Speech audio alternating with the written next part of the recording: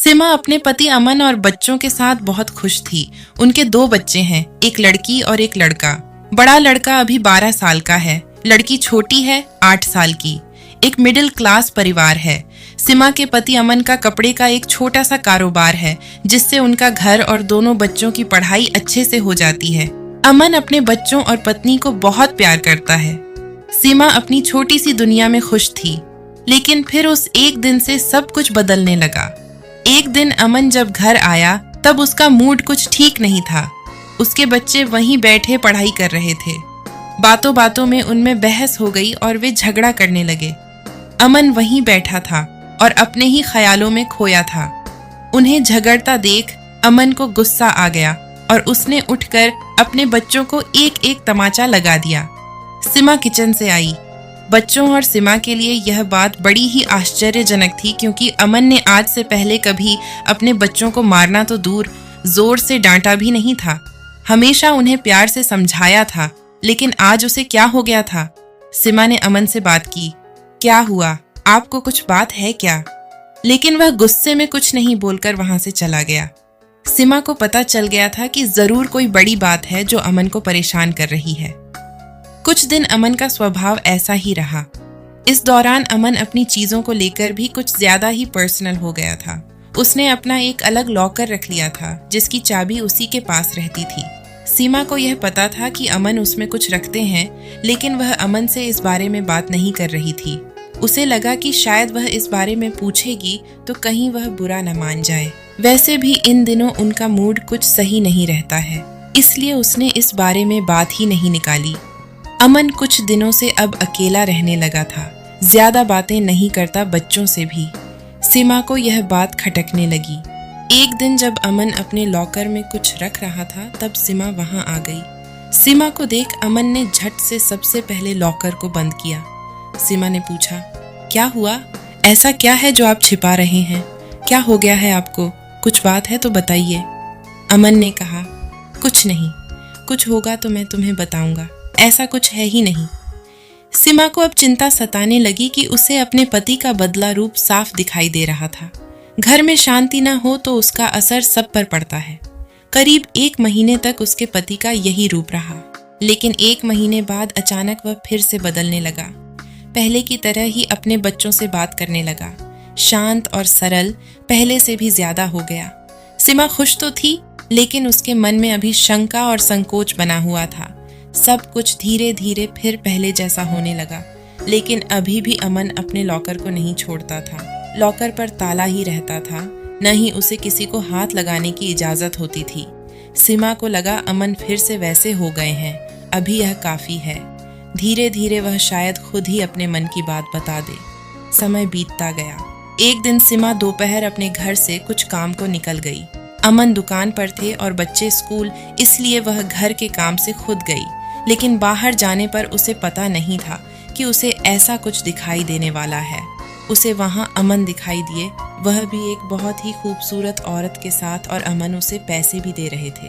उन्हें देखकर सीमा छिप गई ताकि वह दिखाई न दे, लेकिन अब उसके मन में सवालों के भूचाल आ गए थे। शाम जब अमन घर आए तो सीमा ने पहले ही कुछ सोच रखा था। उसने अमन से पूछा, दिन कैसा गया? कहीं गए थे या दुकान पर ही थे? अमन ने कहा, नहीं, दुकान पर ही था, कहाँ जाऊंगा? सीमा को पता था कि अमन झूठ बोल रहे हैं, लेकिन क्यों और किस कारण से यह उसे पता नहीं था। उस दिन से सीमा अमन पर नजर रखने लगी। वह बीच बीच में दुकान जाती थी और अमन का फोन चेक करती थी, लेकिन अगले 1 महीने तक उसे कुछ नहीं मिला। अमन न तो उस औरत से मिला, न ही कुछ और, लेकिन फिर महीने की पहली तारीख को वह उससे फिर मिलते दिखाई दिए और उसे पैसे देते दिखे। सीमा को फिर समझ नहीं आया कि आखिर यह बात क्या है। कुछ महीनों तक उसने देखा और पता चला कि अमन हर महीने उस औरत को पैसे देते हैं। सीमा ने महीनों तक इस बात को देखा। एक दिन जब अमन अपने घर आए तो सीमा ने पूछ ही लिया, क्या बात है? आप कुछ छिपा रहे हैं क्या? अमन ने कहा, नहीं। फिर तुम वही बात लेकर बैठ गई। सीमा ने इस बार बोल ही दिया, अगर कुछ छिपा नहीं रहे तो हर महीने उस औरत को पैसे क्यों देते हो? अमन के मुंह का रंग बदल गया।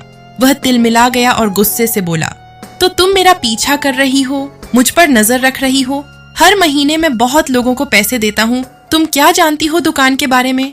सीमा ने कहा, मैं जानती हूँ दुकान के बारे में और यह भी जानती हूँ कि वह दुकान का काम नहीं था। अमन ने कहा, तुम्हें जो समझना है समझो, मुझे तुम्हें कोई सबूत देने की जरूरत नहीं है। वह बात वहां खत्म नहीं हुई। सीमा ने उसके बाद भी अमन पर नजर रखी, लेकिन अब वह उस औरत के साथ फिर दिखाई नहीं दिए। सीमा ने सोचा कि शायद अमन ने अब मिलने की जगह को बदल दिया होगा। अमन का लॉकर भी उसे अब खटकने लगा। उसे लगा कि हो न हो, शायद इसी में वह राज है जो उस औरत और अमन के बीच में है। जब अमन घर पर नहीं था तब उसने कोशिश की उस लॉकर को खोलने की, लेकिन वह नहीं खुला। घर में बच्चों को देखकर सीमा चुप हो गई। उसने इस बात को घर में उठाना बंद किया। उसे लगा कि इसका उनके बच्चों पर बुरा असर पड़ेगा और वह नहीं चाहती थी कि ऐसा हो। समय बीतता गया। करीब 3 साल के बाद अमन की तबीयत खराब हुई। उसे सांस लेने में दिक्कत हो रही थी। अमन अपनी पत्नी को बताए बिना अस्पताल गया था और करीब 1-2 दिन बाद वापस आ गया। घर में किसी को इस बारे में उसने नहीं बताया।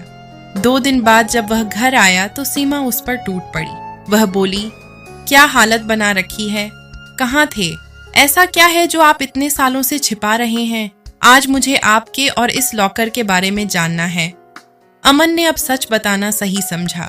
उसने लॉकर खोला और उसमें से फाइल निकालकर अपनी पत्नी को दिखाना शुरू कर दिया। सब देखकर सीमा के पैरों तले जमीन खिसक गई।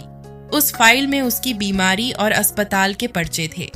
अमन ने बताया कि आज से ठीक 4 साल पहले उसे पता चला था कि उसे एक गंभीर बीमारी है और वह ज्यादा दिनों का मेहमान नहीं है। इस बात ने उसे तोड़ दिया था।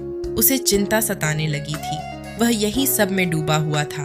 वह निराशा और चिड़चिड़ा हो गया था।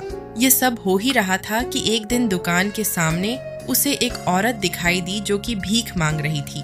उसे देखकर उसे दया आ गई। उसने उससे पूछा, क्या हुआ बहन? देखने से लगता है कि तुम अच्छे घर की हो और फिर सड़क पर इस तरह भीख मांग रही हो। उस औरत ने अपनी कहानी सुनाई। उसने बताया कि वह अनाथ थी। उसके पति ने उससे शादी की, लेकिन उनके देहांत के बाद उसका वहां रहना मुश्किल हो गया था। उसे वहां के लोगों की नीयत का पता चल गया था, इसलिए वह कैसे भी बचकर अपने 2 बच्चों के साथ यहाँ इस नए शहर में आ गई। यहाँ उसे गुजारा और रहना मुश्किल हो रहा था, इसलिए मजबूरन उसे भीख मांगना पड़ रहा है। अमन को उस समय लगा कि अब उसकी जिंदगी कुछ ही समय की है, इसलिए उसने उसकी मदद करना शुरू किया। उसने उसे और उसके बच्चों के रहने के लिए घर और खाने की व्यवस्था की। साथ ही हर महीने उसे पैसे भी भेजता रहा। उसने न सिर्फ उसकी बल्कि औरों की भी मदद करना शुरू किया। अमन भी आश्चर्य में था कि इस दौरान उसे पैसों की कमी नहीं हुई। साथ ही जो बीमारी उसे कुछ दिनों में खत्म करने वाली थी, उसके इस अच्छे काम की वजह से वह अभी तक जीवित था। उसने अपनी पत्नी से कहा, अब मैं अपने घर की जरूरत के बाद जितना हो सकता है मदद करता हूँ। जिसे जरूरत है मुझे अंदर से खुशी मिलती है। शायद यह उन लोगों की दुआ है जो अभी तक मैं जीवित हूँ। सीमा यह सब सुनकर रोने लगी और उसने अपने पति से माफी भी मांगी। उसने कहा, आप इतना सब कुछ झेल रहे थे और हम आपको कितना गलत समझ रहे थे। सीमा भी अमन के इस काम में अब उसका साथ देने लगी। इस जिंदगी में कब क्या हो जाए हम में से कोई नहीं जानता। अगर हम किसी के काम आ जाएं, किसी को जिंदगी जीने में मदद कर दें, तो उससे बड़ी बात कुछ नहीं है। अच्छे कर्मों और नियत का फल हमेशा